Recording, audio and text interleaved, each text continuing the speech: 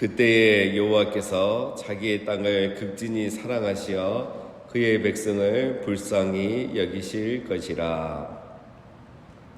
자, 어제 우리가 살펴본 17절까지의 내용과는 완전히 이렇게 분위기가 다르죠. 17절과 또 17절까지 이 1장과 이 내용을 보면 이제 주로 나오는 재앙이 심판에 대한 경고의 말씀입니다. 그래서 주로 나오는 내용은 메뚜기 재앙, 또 여호와의 날, 즉 심판의 날이죠. 금식해야 된다, 회개하라, 이런 것들을 강조했는데 오늘 18절에서부터는 우리가 이렇게 했을 때 하나님께서 어떻게 응답하시는가에 대한 내용이 나옵니다. 그래서 어제 17절에 보면은 이제 제사장들이 하나님께 기도하라 그랬죠. 17절에 보면 여호와를 섬기는 제사장들은 낭실과 제단 사이에서 울며 이르기를 여호와여 주의 백성을 불쌍히 여기소서, 이렇게 기도하라고 했습니다. 자, 그렇게 기도했을 때 18절은 그때에, 그렇죠, 여호와께서 자기의 땅을 극진히 사랑하시어 그의 백성을 불쌍히 여기실 것이라. 그렇죠. 17장에서 제사장들이 우리를 불쌍히 여기소서라고 기도하며 하나님께서 이제 그의 백성을 불쌍히 여길 것이다. 자, 이 18절은 이제 요엘의 말이죠. 요엘 선지자. 그래서 이런 선지자의 확신을 가지고 하는 말입니다.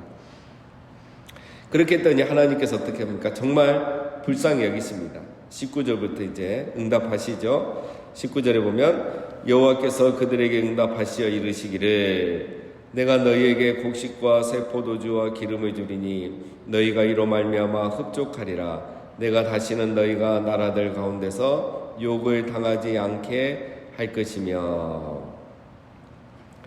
자, 여호와께서 그들에게 응답하여. 자, 이것이 바로 우리 하나님의 은혜이고 사랑이죠. 지금까지 이제 요엘서의 분위기를 보면 하나님이 응답하지 않아도 됩니다. 하나님이 응답할 필요가 없어요. 이스라엘이 하나님께 불순종하고 죄 가운데 있는데 하나님 응답할 필요가 없죠. 근데 요엘 선지자를 통해서 너희가 회개하고 금식하고 성회로 모여라, 이렇게, 그리고 너희가 기도해라, 이렇게 다 시켜주고 또 그렇게 진짜 하면 하나님 응답하신다는 거예요. 그래서 지금 이제 내용을 보면 이제 알 수 있는데, 자, 하나님 어떻게 응답하십니까? 내가 너희에게 곡식과 새 포도주와 기름을 주리니, 다시 축복하겠다는 거죠. 어제 말씀해 보면 메뚜기 때에 재앙이 임하는 거죠. 그래서 이 에덴 동산같이 풍성한 땅이 황폐한 땅이 되었다, 이렇게 말했죠. 메뚜기 때가 한번 지나갔기 때문에. 자, 그런데 이제 다시 풍성한 땅이 되는 겁니다. 곡식과 새 포도주와 기름을 준다. 이거는 직접 준다는 게 아니고 비를 내리고 메뚜기 떼가 물러가게 하고 전쟁이 그치게 하면 다시 이렇게 이제 풍성한 농사를 할 수가 있는 거죠. 자, 그런 다시 풍성한 땅이 되도록 해주겠다. 지금 메뚜기 떼의 재앙이 끝나고 전쟁이 끝나게 해주겠다는 거죠. 하나님의 축복을 이렇게 묘사하는 겁니다. 그래서 너희가 이로 말미암아 흡족하리라. 하나님이 복을 주실 때는 이렇게 주십니다. 확실하게 알 수 있도록 너희가 이로 말미암아 흡족하리라. 흡족하게 주십니다. 다시는 너희가 나라들 가운데서 욕을 당하지 않게 할 것이며. 자, 보면 17절에 제사장들의 기도 중에 하나가 뭐냐면 여호와여 주의 백성을 불쌍히 여기소서 주의 기업을 욕되게 하여 나라들로 그들을 관할하지 못하게 하옵소서. 자, 주의 기업이란 것은 이스라엘 백성을 말합니다. 그러니까 이스라엘을 욕되게 하지 말라는 거죠. 어떤 식으로? 이방인으로 그들의 하나님이 어디 있느냐 말하게 하겠나이까. 그러니까 이방인이 이스라엘을 공격해서 침략하고 멸망시키는 이런 수치, 이방 나라에게 이런 수치를 당하지 않게 해달라고 기도를 했는데 하나님 어떻게 약속하십니까? 다시는 너희가 나라들 가운데서 욕을 당하지 않게 할 것이다. 다른 나라들에게 약해서 이렇게 정복당하고 실패하는 일이 없게 하겠다. 17장 제사장 기도를 그대로 응답하시는 거죠. 그 기도에 그대로 응답하십니다. 불쌍히 여겨달라니까 불쌍히 여겨주시고, 그렇죠? 요엘 선지자가 말했던 기도 제목으로 기도했더니 하나님이 그대로 응답하셔요. 그래서 여러분, 기도는 이제 경험이 있으신 분들은 아시겠죠?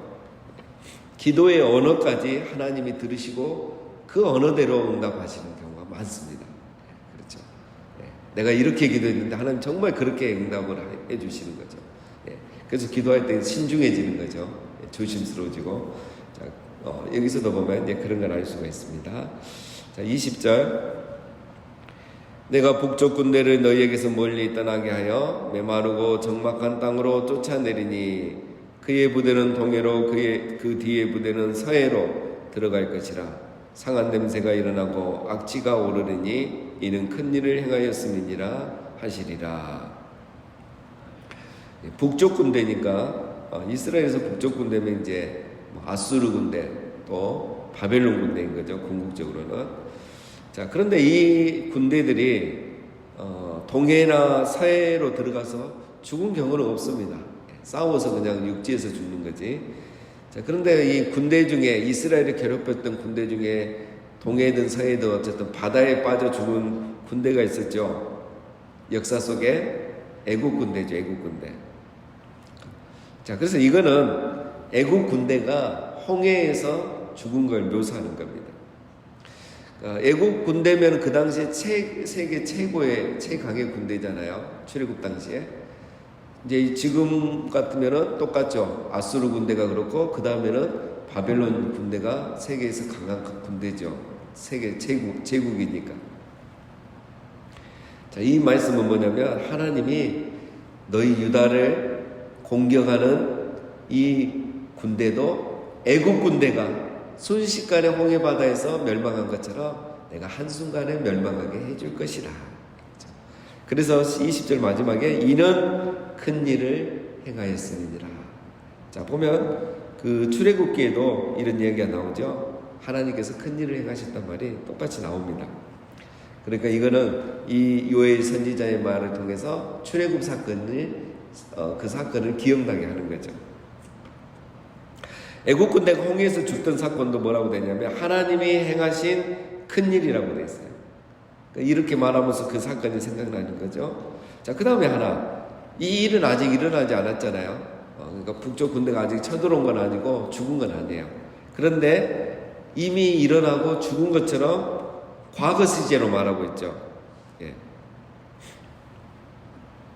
지금 이제 보면은 이런 일들을 계속 이 본문의 흐름이 과거에 일어났던 일처럼 말합니다. 그래서 하나님이 약속을 하실 때는 미래의 일을 과거의 일처럼 말하실 때가 많습니다. 그래서 이거를 책에 보니까 예언적 완료 시제다 이렇게 말하더라고요. 그래서 하나님은 확실하기 때문에 이미 일어난 일처럼 말하고 그거를 확정하기 위해서 또 과거의 사건들을 또 이렇게 묘사합니다. 자, 그래서 이제 하나님 결국 어떻게 하시겠다는 겁니까? 내가 북쪽 군대를 너희에게서 멀리 떠나게 하여. 여기서 중요한 거는 내가입니다. 내가. 즉 하나님이 북쪽 군대를 너희에게서 멀리 떠나게 하겠다. 그러니까 북쪽 군대, 예를 들면 바벨론 군대가 유다를 공격하다가 실패하고 지고 도망가게 된 것은 유다가 잘 싸워서가 아니라 하나님이 북쪽 군대가 이길 수 없도록 유다를 도와주셨다는 거예요. 그래서 하나님이 그들을 공격하도록 허락도 하셨고, 그 다음에 이번에는 유다가 회개했으니까 유다가 이길 수 있도록 도와주셨고, 그래서 바벨론 군대가 물러가게 하셨다 이거예요. 그러니까 바벨론 군대는 이스라엘을 공격해서 이길 때는 심판의 도구로 사용하신 거고, 이스라엘을 회개하니까 그들은 이제 그들의 죄 때문에 또 심판을 당하는 거죠. 그래서 하나님 물러가게 하시는 거죠. 여기에 이스라엘은 역할이 없는 겁니다. 힘이 없는 거죠. 이스라엘이 하는 거는 회개. 잘못했을 때는 회개하면 하나님의 은혜로 이기는 거고, 잘하고 있을 때는 겸손하면 순종하며 살면 하나님의 도우심으로 이기는 것이에요. 계속 이기는 거예요. 그러니까 이스라엘이라는 존재는 하나님의 도우심과 은혜로만 살아가는 겁니다. 아무리 바벨론 군대든 애국 군대든 순종하면 이기는 거고, 또 불순종하면 지는 거고, 그러다가 회개하고 돌이키면 하나님이 또 이기게 해주시는 거고. 이게 이스라엘이야 존재이고 오늘 성도라는 우리의 존재인 겁니다. 그래서 여러분 우리는 이게 우리의 이제 세계관이 돼야 돼요. 이게 역사를 보는 세계관이 돼야 되고 우리 인생을 바라보는 세계관이 돼야 돼요. 그래서 우리가 잘해서 우리가 뭘 해서 뭐 되는 게 아니고 하나님이 은혜를 베풀어서 되는 거라. 그러면 우리는 가만히 있으면 되는 거냐? 아니고 순종하는 삶을 살아야 되는 거다. 불순종했을 때는 언제라도 회개하고 돌이키면 하나님의 은혜를 다시 잊게 되는 거다. 이런 세계관과 역사관을 가지고 우리가 내 자신을 바라보고 또 하나님을 바라보고 역사를 바라봐야 됩니다. 그래 우리가 항상 겸손하게 또 순종하는 삶을 살 수 있죠. 이걸 잊어버리면 또 잘하다가 실패하고 불순종하고 그러면 또 이렇게 고난을 받게 되는 거죠. 자, 그래서 내가 북쪽 군대를 너희에게서 멀리 떠나게 하겠다. 이 내가를 기억해야 되겠습니다. 자, 21절 땅이여 두려워하지 말고 기뻐하며 즐거워할지어다. 여호와께서 큰 일을 행하셨음이로다. 들짐승들아 두려워하지 말지어다. 들의 풀이 싹이 나며 나무가 열매를 맺으며 무화과 나무와 포도나무가 다 힘을 내는도다. 자, 이제 21절부터는 하나님이 북쪽 군대를 물러가게 하셨고 이스라엘을 회복하시니까 기뻐하라. 이겁니다. 구원이 시작되었으니 기뻐하라. 두려워하지 말고 기뻐하라는 거죠.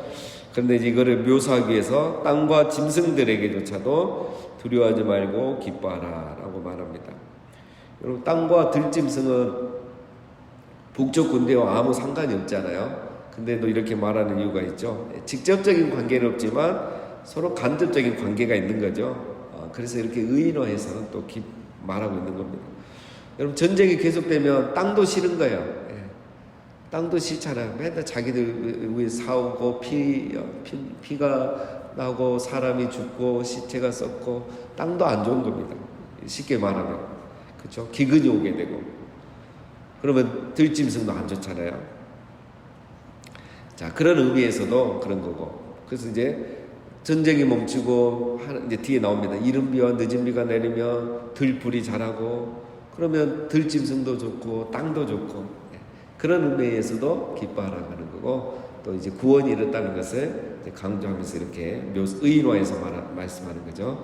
자, 23절 시온의 자녀들아 너희는 너희 하나님 여호와로 말미암아 기뻐하며 즐거워할지어다. 그가 너희를 위하여 비를 내리시되 이른 비를 너희에게 적당하게 주시리니 이른 비와 늦은 비가 예전과 같을 것이라. 자, 시온의 자녀들아, 자, 이스라엘아 이제 너희도 기뻐하라는 거죠. 무엇으로 말미암아 너희 하나님 여호와로 말미암아 기뻐하라. 그렇죠? 하나님으로 말미암아 기뻐하라. 하나님이 전쟁을 그치게 하시고 승리하게 하시고 비를 내리시되 어떻게 내리신다? 적당하게 내리신다. 이른 비라도 많이 오면 도움이 안 되죠. 적게 와도 도움이 안 됩니다. 적당하게 와야 돼요. 그래서 농사가 잘 되고 밀수하게 되고 포도 농사가 잘 된 겁니다. 그렇죠? 이른 비를 적당하게 내리시니 여러분 그래서 이게 은혜인 거죠. 자 여러분 여기 보면 이제 이른 비를 너희에게 적당하게 주시리니 그 다음에 이른 비와 늦은 비가 예전과 같을 것이요. 이게 중요하죠. 그러니까 비가 더 많이 와준다거나 뭐 이것도 아니고 적당하게 와주는 거고 예전에 오는 것처럼 온다 이거예요.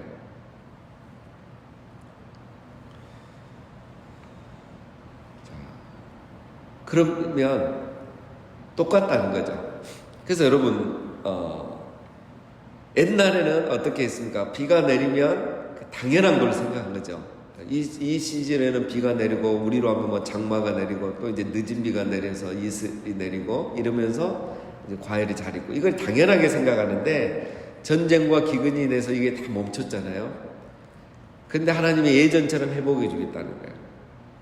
그러니까 이제 아는 거죠. 이게 멈춰보고 없어보면 제대로 제때 비가 안 내려보면 적당하게 비가 내린 거 그리고 예전에 비가 내렸던 것이 다 뭐다? 하나님의 은혜였던 것을 알게 되는 거죠. 그래서 하나님께서 이렇게 다시 그들을 회복해 주시겠다는 겁니다. 그래서 여러분 우리가 평상시에 이렇게 하는 것들이 다 하나님의 은혜죠, 은혜. 지금 해가 비치고 비가 내리고 이런 모든 것들이 하나님의 은혜입니다. 예. 근데 이게 멈추면 이제 그게 은혜란 걸, 멈췄다 다시 내리면 그게 은혜란 것을 알게 되는 거죠.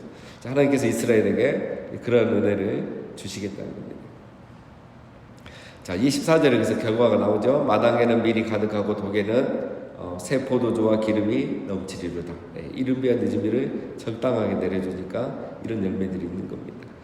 25절 내가 전에 너희에게 보낸 큰 군대 곧 메뚜기와 느치와 황충과 팥종이가 먹은 횟수대로 너희에게 갚아주리니 너희는 먹되 풍족하게 먹고 너희에게 놀라운 일을 행하신 너희 하나님 여호와 이름을 찬송할 것이라. 내 백성이 영원히 수치를 당하지 아니하리로다. 예, 큰 군대가 나오더니 이제 또 큰 군대 곧 메뚜기라 하죠. 그러니까 이건 뭐 그냥 같이 이렇게 비슷하게 보면 됩니다. 메뚜기 대왕이 있었고 또 이 메뚜기 대왕을 어쩔 때는 이 큰 군대 전쟁으로도 묘사합니다.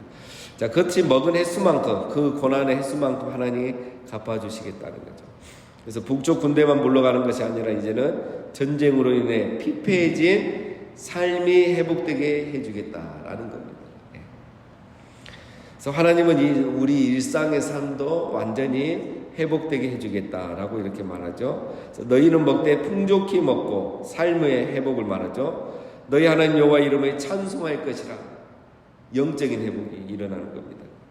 내 백성이 영원히 수치를 당하지 아니하리라. 약속의 축복도 주시죠. 이 모든 축복을 하나님 다시 허락하시는 겁니다.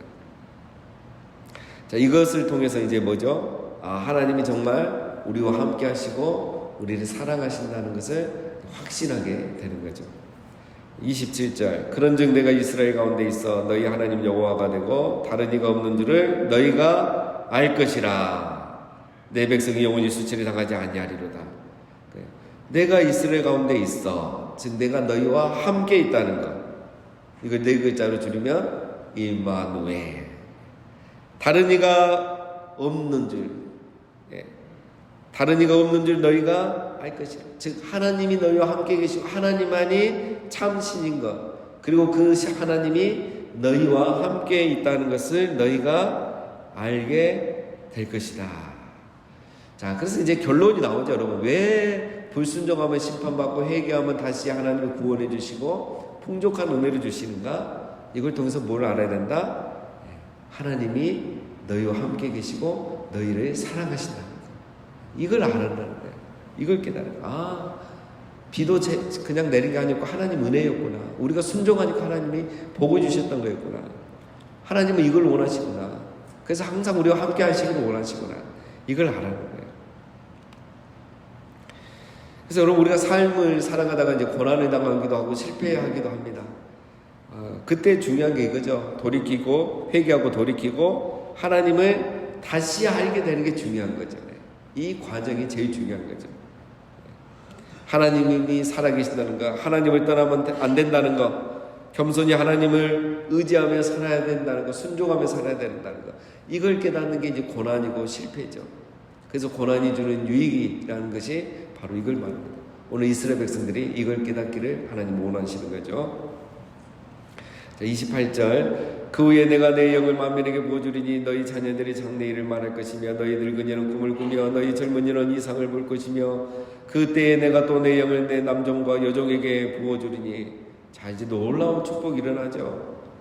하나님의 영을 모든 사람에게 부어주겠다는 거예요. 성령을 남녀 종들에게까지 부어준다. 이 말은 이방인들에게까지 부어준다는 겁니다. 여러분 모세가 기도에 있었잖아요. 70장로뿐만 아니라 모든 사람이 나와 같은 사람 되기를, 성령 받고 나 같은 선지자 되기를 원한다고 했는데 그 기도가 응답이 되는 거예요. 그래서 오순절에 베드로가 설교할 때 이 말씀을 인용하잖아요.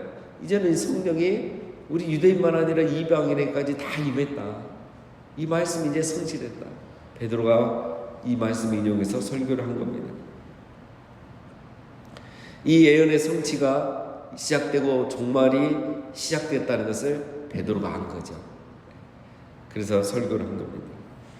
30절 내가 이적을 하늘과 땅에 베풀리니 곧 비와 불과 연기 구둥이라. 여호와의 크고 두려운 날이 이르기 전에 해가 어두워지고 달이 빛빛같이 변하느니와 누구든지 여호와의 이름을 부르는 자는 구원을 얻으리니 이는 나 여호와의 말대로 시온 산과 예루살렘에서 피할 자가 있을 것이며 남은 자 중에 나 여호와의 부름을 받을 자가 있을 것임이니라.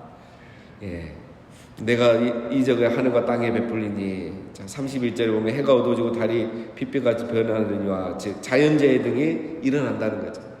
성령을 부어주시고 마지막에 뭐가 있습니까? 여러분, 큰 자연재해가 있다는 거예요. 그래서 요한계시록에 보면은 다 자연재해입니다.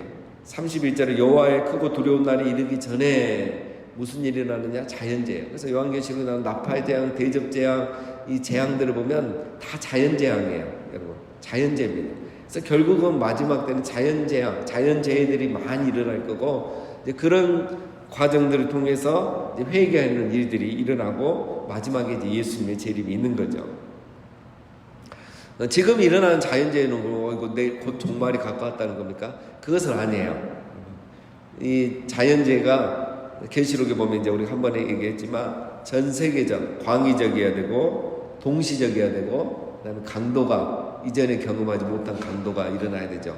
근데 지금 강도가 보면은 이전에 경험하지 못한 강도들이 일어나고 있잖아요. 근데 이런 일들이 이제 동시에 전 세계적으로 같이 일어나면 이제 이런 어떤 마지막 시대에 있을 자연재해 또 종말의 현상이다, 이렇게 이제 우리가 분별할 수 있습니다. 자, 이런 날이 오기 전에 어떻게 해야 되는가? 오늘 말씀 보면 주의 이름을 불러야 된다는 거죠. 회개하고 돌이켜야 된다. 계시록에도 그 내용이 나옵니다. 그러면 구원을 받게 되는 거죠. 자, 그래서 이제 결론은 뭡니까? 지금 이런 날이 오지 않았죠. 그런데 성령이 임했죠. 자, 지금이 그래서 어떤 때입니까? 마지막 구원의 기회라는 거죠. 예수님 오신 이유가 재림 전까지가 바로 마지막 구원의 기회입니다. 그래서 지금은 구원받을 만한 때요, 은혜의 날인 겁니다. 지금이라도 누구든지 죄인은 회개하고 그러면 하나님은 그 죄인을 용서하시고 구원하여 주시는 그런 구원의 때인 것입니다.